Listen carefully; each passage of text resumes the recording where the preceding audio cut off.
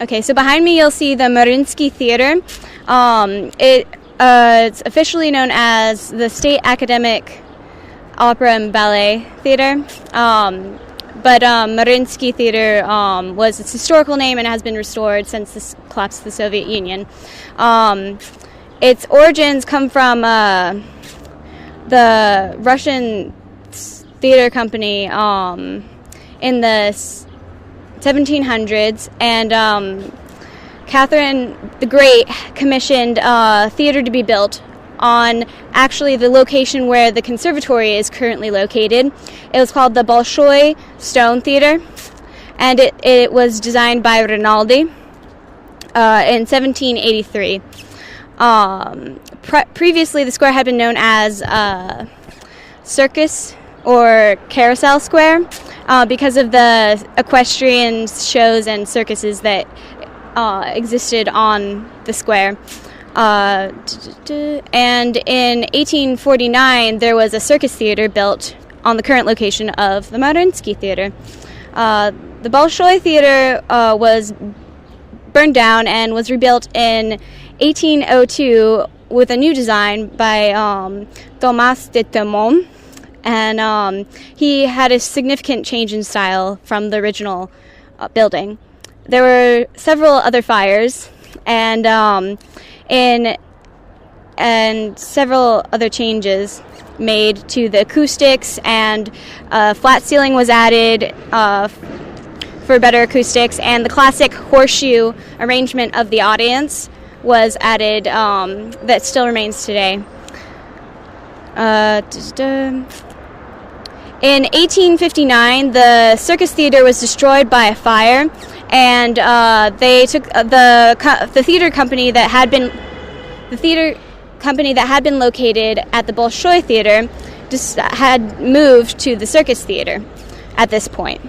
And so when the building burnt down, the current building for the Mariinsky Theater was built and titled the Mariinsky Theater after Empress Maria Alexandrovna, the wife of Alexander II. In 1885, a 3-story wing was added to the left of the building and to accommodate theater productions there. It encompassed workshops, rehearsal rooms, an electricity and boiler room for the theater.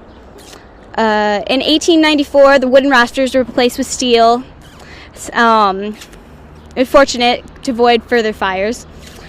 And side wings were lengthened.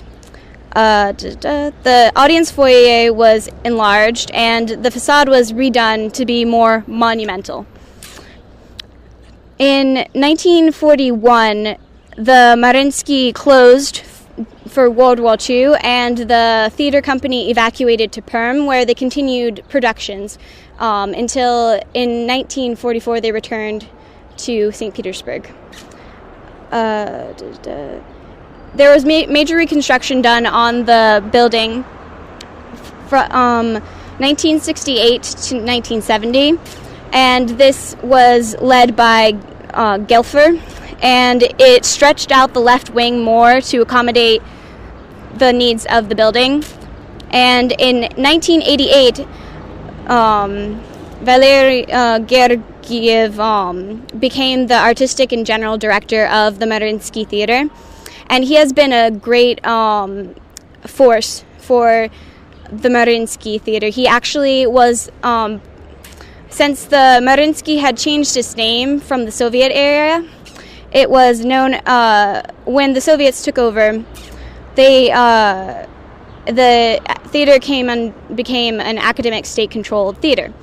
And it was renamed as such, State Academic Opera and Ballet, and was in 1935 named after Kirov, mayor of St. Petersburg.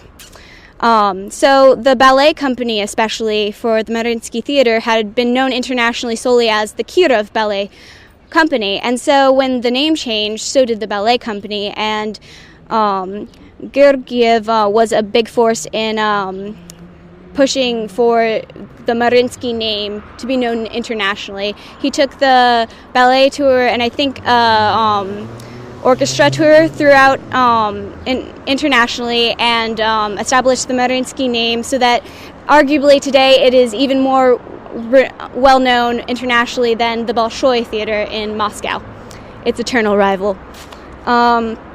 And in 2006, he presented a concert hall, which is located on the December Street, for the Mariinsky Theater, and he was a big force in pushing for the new Mariinsky to be built to accommodate the needs of the theater. Let's see. So that's Theater Square. That's Mariinsky Theater. Behind me, you'll see the Rimsky-Korsakov Conservatory for Music. It is the oldest and the first Russian school for higher musical education, and was the conservatory itself. The foundation was made in 1861 by the Russian Musical Society on the initiative of Rubinstein, and who was the president of the conservatory for years as a school of music.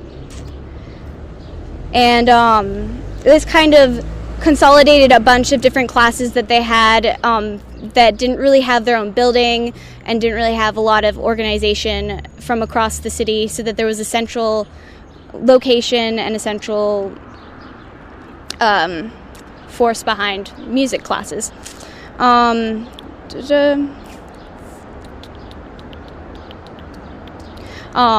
conservatory itself was historically a secondary school and then a higher educational school. It took 10 years of education at the conservatory in order to receive a degree, 6 years in secondary school and 4 years for the higher education. Today they have separated these into high school and a college.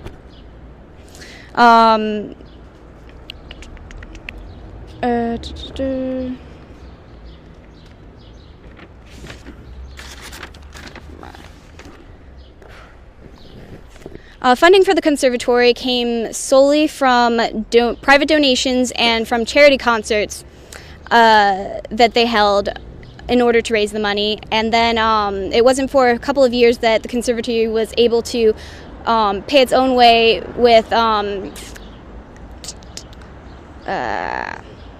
tuition and a grant that was given by the government.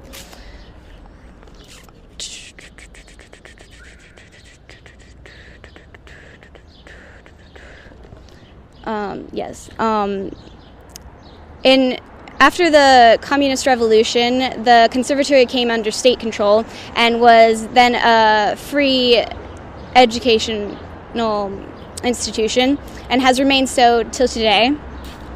In addition to being a conservatory for music, it also houses its own unique music library. It has archives of several manuscripts of great musicians and book depositories.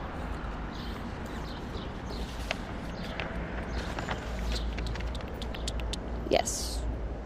Yeah. The building, as I mentioned earlier, was originally the site of the Bolshoi Stone Theater.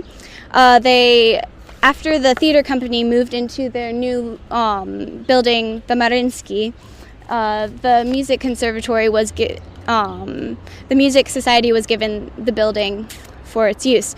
I believe it had burnt down, so they built their own building, and this would never have happened if it weren't for the patronage of Elizabeth, I believe. So yes,